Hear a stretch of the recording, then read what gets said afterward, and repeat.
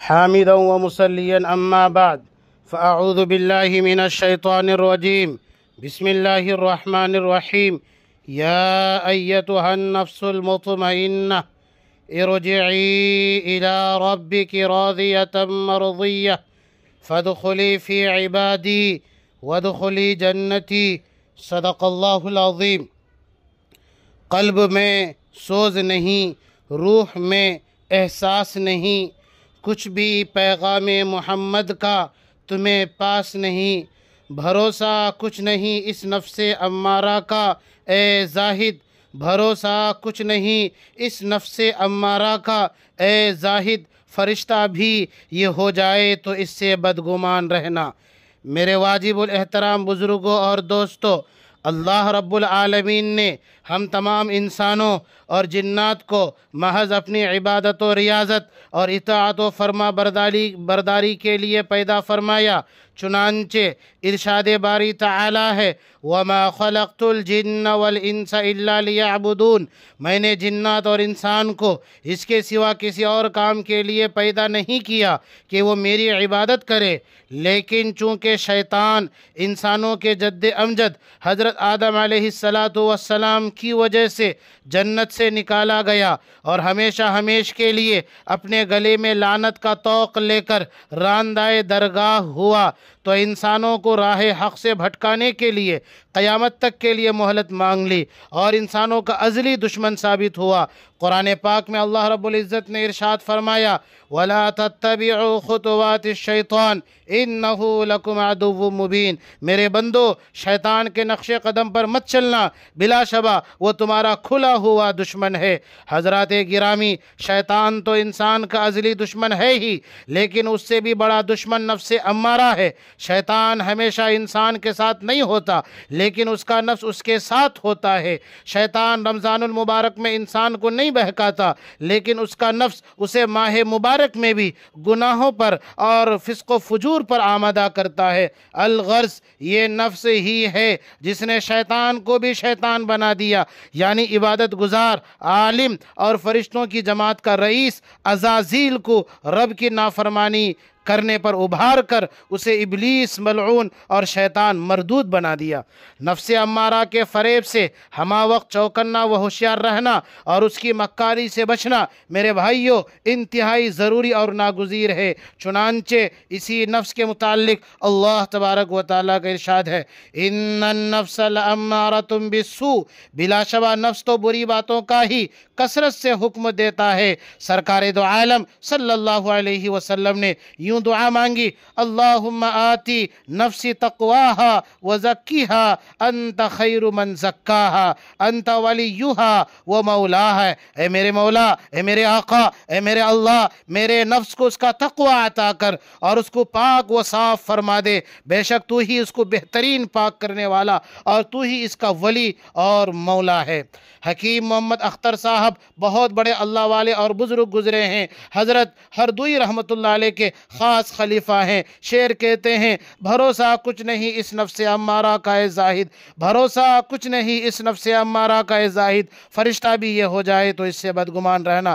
عزیزان گرامی، نفس انسان کے اندر ایک ایسی قوت اور کیفیت کا نام ہے جس سے وہ اپنے لیے کسی چیز کی خواہش اور ارادہ کرتا ہے، چاہے وہ خواہش اچھی ہو یا بری، قرآن و سنت کے مطابق ہو یا نہ ہو، شریعت کے خلاف ہو یا اس کے موافق ہو. بہرحال اللہ تبارک و تعالیٰ نے قرآن کے اندر انسانی نفس کی 3 حالتیں بیان کی ہے. اگر وہ ہمیں اور آپ کو معلوم ہو جائے تو نفس کی حقیقت سامنے کھل کر آ جاتی ہے. نمبر 1 نفس امارہ، نمبر 2 نفس لوامہ اور نمبر 3 نفس مطمئنہ.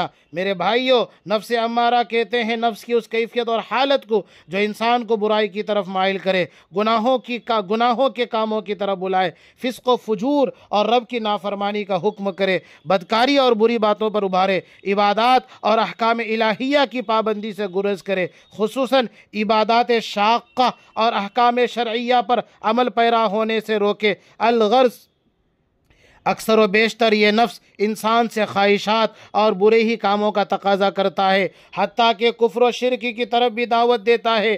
اللہ میری بھی اور آپ کی بھی اور پوری ملت اسلامیہ کی نفس امارہ کے مکر و فریب سے حفاظت فرمائے، آمین۔ میرے بھائیو، حضرت یوسف علیہ السلام جیسے پاک دامن اور پاک باز نبی بھی نفس کے بارے میں کہتے ہیں، وَمَا أُبَرِّئُ نَفْسِي، اور میں اپنے نفس کو بد اندیشی اور بدکاری سے بالذات بری اور پاک نہیں قرار دیتا، ان النفس لامارۃ بالسوء، بلا شبہ نفس تو برائیوں پر ہی بڑا ابھارنے والا ہے، الا ما رحم ربی، بجز اس نفس کے جس پر میرا رب رحم کرے۔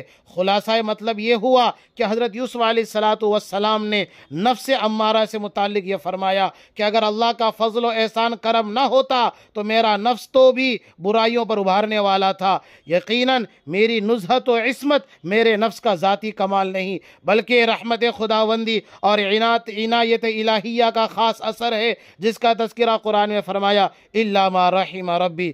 حضرات سامعین، ایک حدیث میں آیا ہے کہ حضور پاک صلی اللہ علیہ وسلم نے صحابہ کرام سے فرمایا، ما تقولون فی صاحب لکم، کہ تم ایسے رفیق اور دوست کے بارے میں کیا کہتے ہو، ان انتم اکرمتموہ واطعمتموہ وکسوتموہ، کہ جسے تم عزت دیتے ہو، اس کا اکرام کرتے ہو، اسے کھانا کھلاتے ہو اور کپڑا پہناتے ہو، افضا بکم الی شر غایہ، لیکن بدلے میں وہ دوست تمہیں مصیبت میں ڈال دے، پریشانی میں مبتلا کر دے اور تمہیں برے انجام تک پہنچا دے، وَإِنْ أَهَنْتُمُوهُ وَأَعْرَيْتُمُوهُ وَأَجَعْتُمُوهُ، اور اگر میرے صحابہ تم اس کی توہین کرتے ہو، اسے بھوکا پیاسا اور ننگا رکھتے ہو، افضا بکم الی خیر غایہ، وہ تمہارے ساتھ بھلائی اور ہمدردی کرے اور تمہیں اچھے انجام تک پہنچا دے۔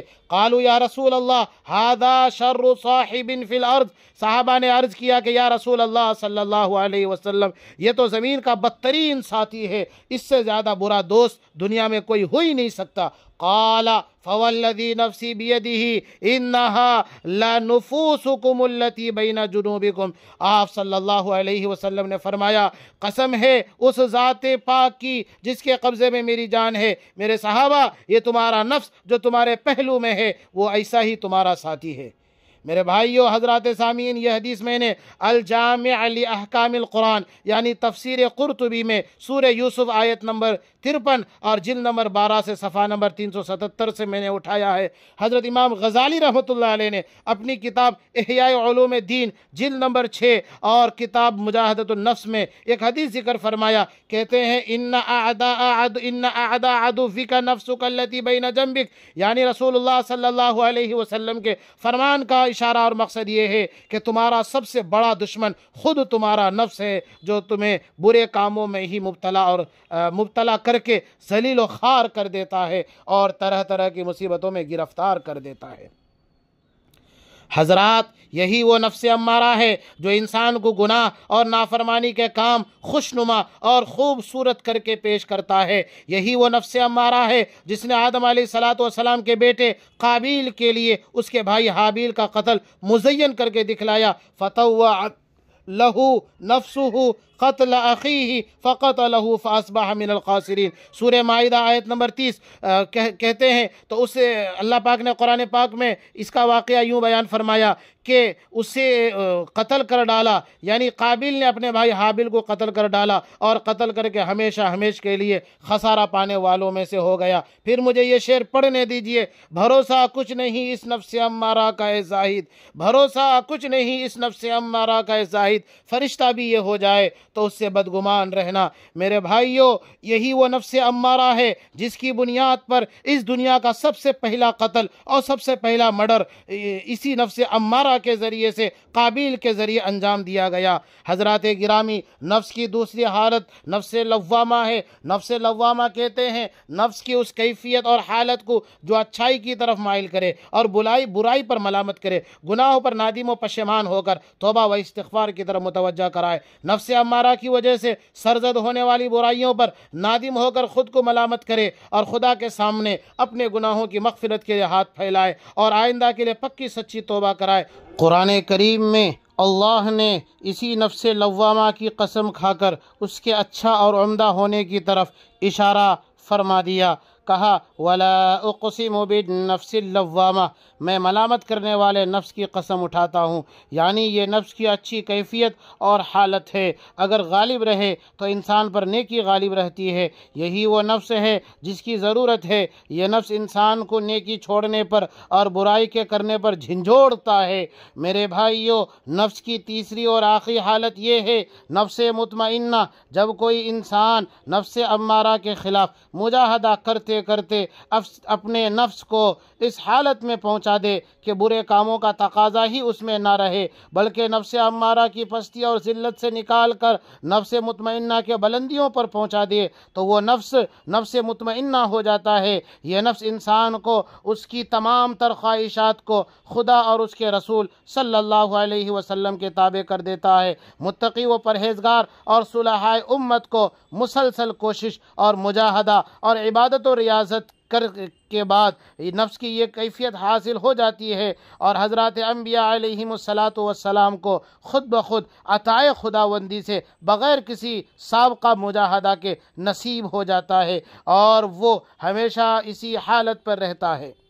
حضرات سامعین، اللہ رب العزت نے ارشاد فرمایا وَأَمَّا مَنْ خَافَ مَقَامَ رَبِّهِ وَنَهَى النَّفْسَ عَنِ الْهَوَىٰ، یعنی جو لوگ نفس انسانی کے ان تین مراحلوں سے گزر کر رب کی خوشنودی حاصل کر لیتے ہیں اور اپنے نفس کو گناہوں سے اور دنیا کی لذتوں سے پاک و صاف رکھتے ہیں، قرآن نے کہا فَإِنَّ الْجَنَّةَ هِيَ الْمَأْوَىٰ، بلا شبہ ایسے لوگوں کا ٹھکانہ ہمیشہ ہمیش کی جنت ہے۔